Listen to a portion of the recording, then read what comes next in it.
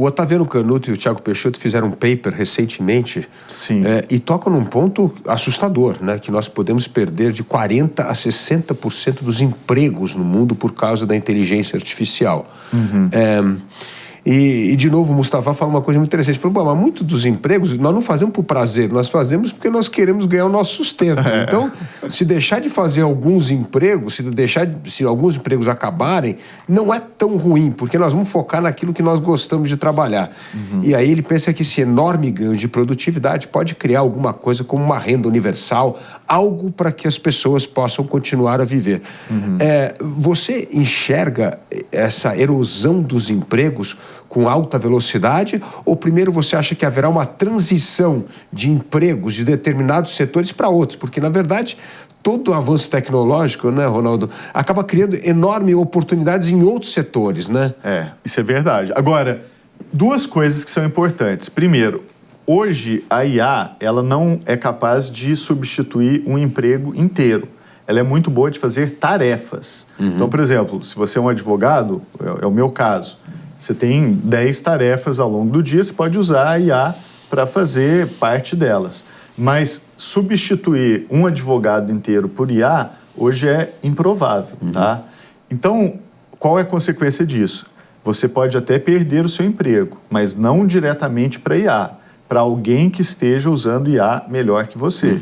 Então, isso te põe uma pressão, de novo, para você entender qual é a ferramenta, como é que ela funciona, porque alguém usando a IA melhor que você pode ter mais eficiência, e pode ter custos, inclusive, menores para prestar o mesmo serviço e pode ganhar o seu espaço, tá? Então, neste momento, tem várias previsões de que o trabalho humano vai ser substituído, mas você ainda não consegue enxergar isso. Então, por exemplo, o país mais avançado em IA do mundo hoje são os Estados Unidos. Os Estados Unidos está em pleno emprego. Você está com o salário, inclusive, gerando inflação, porque os salários estão subindo e você não tem, assim, um caso de substituição massiva de trabalho por automação. Agora, isso quer dizer que no futuro isso não vai acontecer? De jeito nenhum. A gente tem realmente uma tecnologia muito poderosa. Ela pode avançar para que algum dia ela realmente consiga substituir não só tarefas, mas posições de trabalho. Mas hoje, olhando para indicadores econômicos, você não vê isso acontecendo. Os Estados Unidos estão em pleno emprego, o Brasil teve uma queda também de desemprego. Então, se olhando os números econômicos friamente, isso ainda não aparece. Mas, de novo, isso não é desculpa para a gente ficar aqui deitado em berço esplêndido achando que tudo vai dar certo. É preciso investir em educação, é preciso investir estrategicamente no uso de IA no país, inclusive em áreas estratégicas onde a gente pode ser competitivos. Então, por exemplo, o agro, que é uma área em que o Brasil já é competitivo. Como é que o agro pode dar um salto ainda maior de eficiência, produtividade, usando inteligência artificial? Isso a gente tem que pensar para ontem. Então, esse ponto ele é muito importante. Hoje não há nenhuma razão para pânico, a gente não está vendo isso acontecer, mas, de novo, a projeção ela aponta para que em algum momento pode começar a acontecer e a gente tem que estar pronto quando esse momento chegar. Você tocou num ponto importante do agronegócio, né? Só com o crescimento populacional do Brasil até 2040, 2041, quando nós vamos atingir o pico máximo da população, né? Depois nós começamos a cair, mas nós vamos ter que ter um ganho de produtividade de 40%, né? Isso. Utilizando o mesmo estoque de terras praticamente, né? Exato.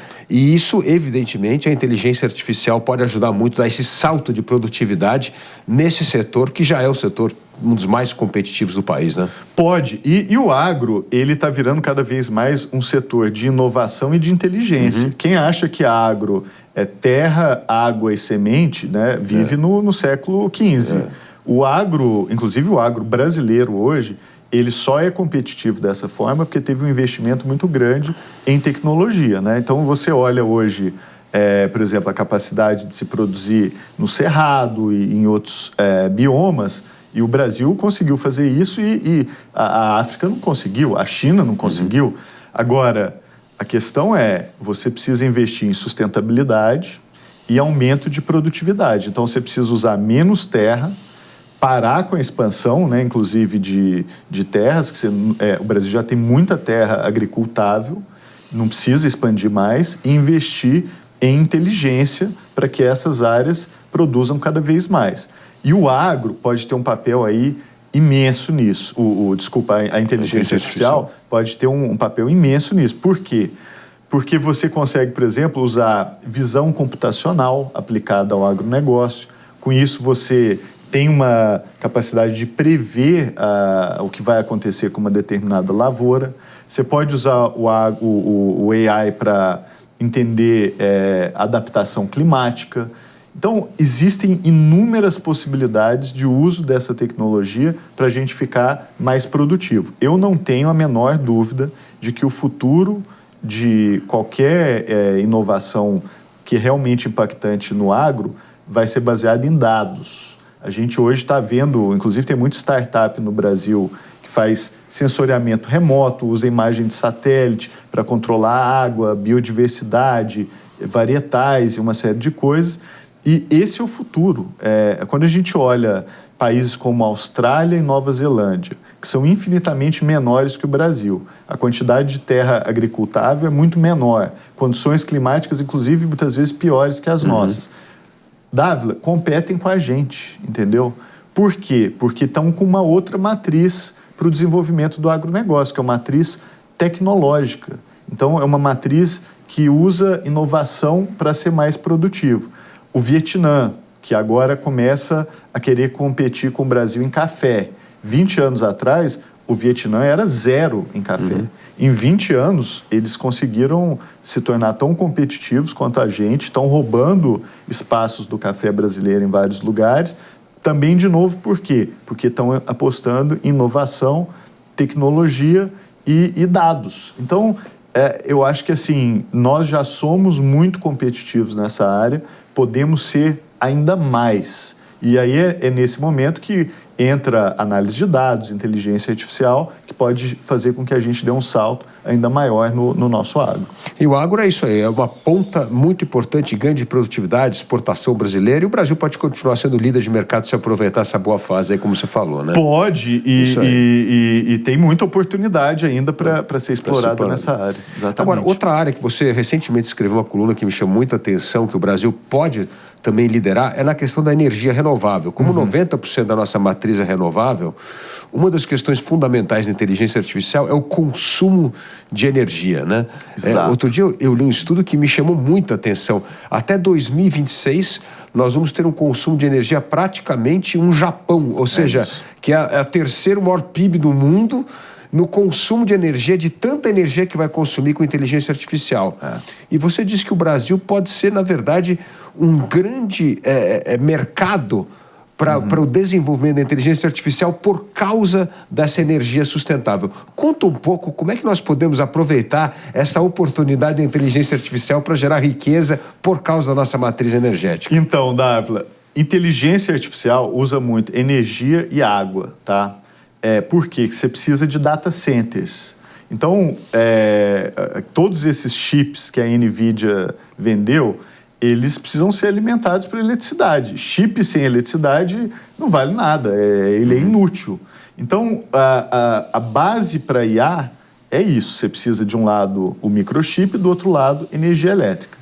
Agora, o Brasil, ele ocupa uma posição muito impressionante como líder mundial de produção de energia renovável. Não tem ninguém hoje que compete com a gente do ponto de vista de matriz energética e o percentual que a gente tem hoje de energia renovável é maior do que 90%.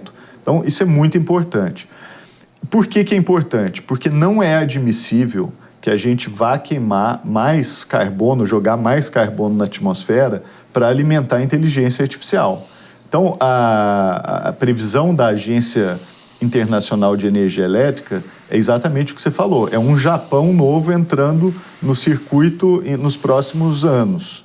E isso implicaria um aumento de 5% a 6% do consumo de energia elétrica no planeta hoje, o que não é pouca coisa, tá? A gente está falando de terawatt-hora primeiro, é caro e a maior parte dessa energia vai ser resultante de termoelétricas que estão queimando carbono e jogando carbono na atmosfera, queimando carvão e jogando carbono na atmosfera.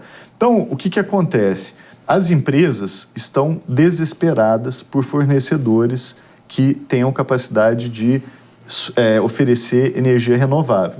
Eu tenho conversado muito com o pessoal da Câmara de Compra de Energia Elétrica, que hoje está organizando o mercado brasileiro, né, de energia, e a gente tem muita oportunidade. O Brasil tem hoje a possibilidade de vender os certificados, né, de energia renovável, que são chamados RECs. Uhum.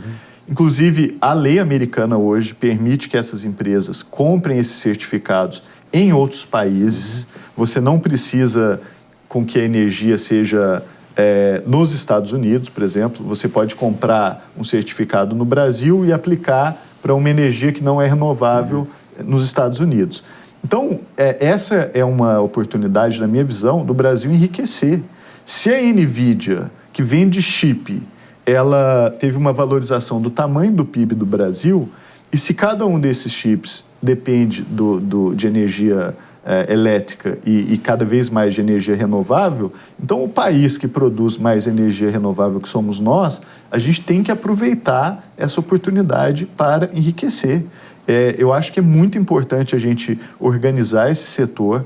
O Brasil está com um plano de expansão da matriz energética muito importante, né, de expandir 18%, 20% da nossa capacidade, e 100% desse plano de expansão, ele é renovável, ele é eólica, ele solar. Eólica, então, biomassa. Essa oportunidade é gigantesca. E para completar, o Brasil agora está com o hidrogênio, né, a ideia do hidrogênio verde, que é você pegar a energia elétrica renovável brasileira e transformar água em hidrogênio, permitindo que você exporte essa capacidade, inclusive para alimentar cargas em outros países. Então, esse mix de tudo isso, de uma matriz limpa com hidrogênio, a capacidade de exportar energia na forma de hidrogênio, a gente pode alimentar data centers que sejam certificados como verdes.